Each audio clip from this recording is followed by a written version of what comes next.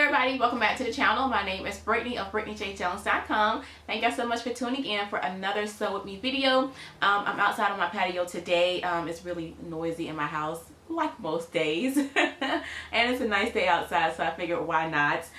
But yeah, let's get into the video. We're going to be sewing New Look 6525. I really enjoyed making this dress. It came together really easy. In the video, I'm going to be using View B, but I'm going to use View D sleeves with it. So you can kind of mix and match the views. If you don't want to sew the one that I'm sewing, you can feel free to mix and match and just sew whichever view you want. It's a really great pattern. I definitely recommend it for beginners. Fabric that I'll be using in the video for the dress came from LA Finch Fabrics. Definitely check them out because I believe they still have some of that fabric in stock if you're interested. For size, I went with the size 16 on this pattern and it fit great.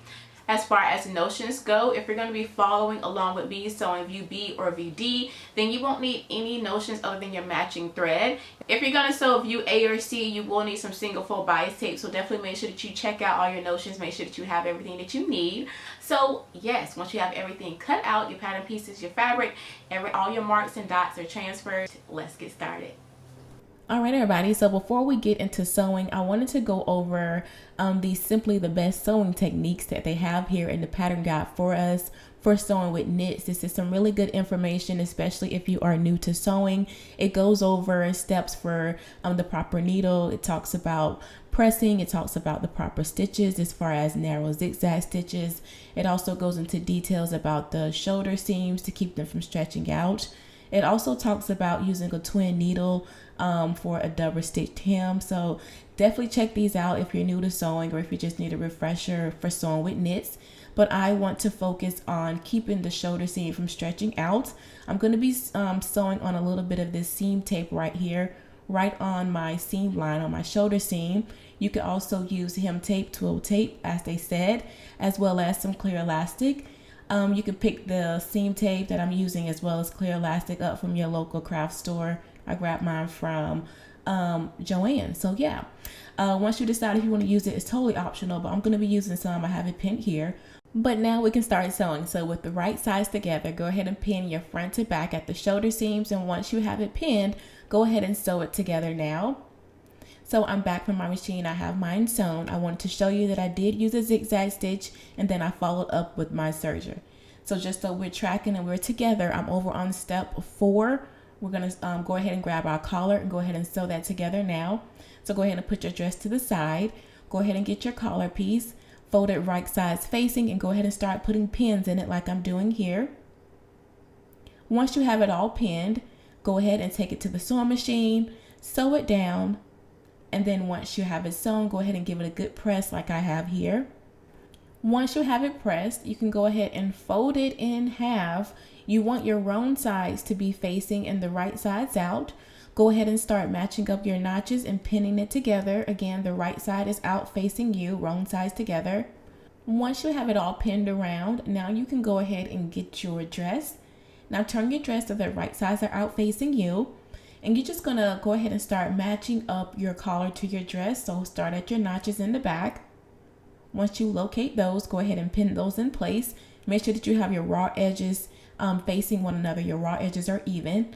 And again, just go ahead and continue pinning your collar all the way around the neck edge of your dress. So once you have it all pinned, go ahead and take it to your sewing machine and then sew it and then go ahead and finish off your edge. So now I'm back from my machine and I have it sewn as well as finished, as you can see here. So for the next step, once you have your collar attached, we're going to go ahead and install our sleeve. I'm going to do mine a little bit out of order from the pattern guide, but if you don't want to install your sleeve using the flat sleeve method, you can move on down to step 7 and go ahead and sew the side seams of your dress. But if you're going to go ahead and follow along with me, then go ahead and grab your sleeves.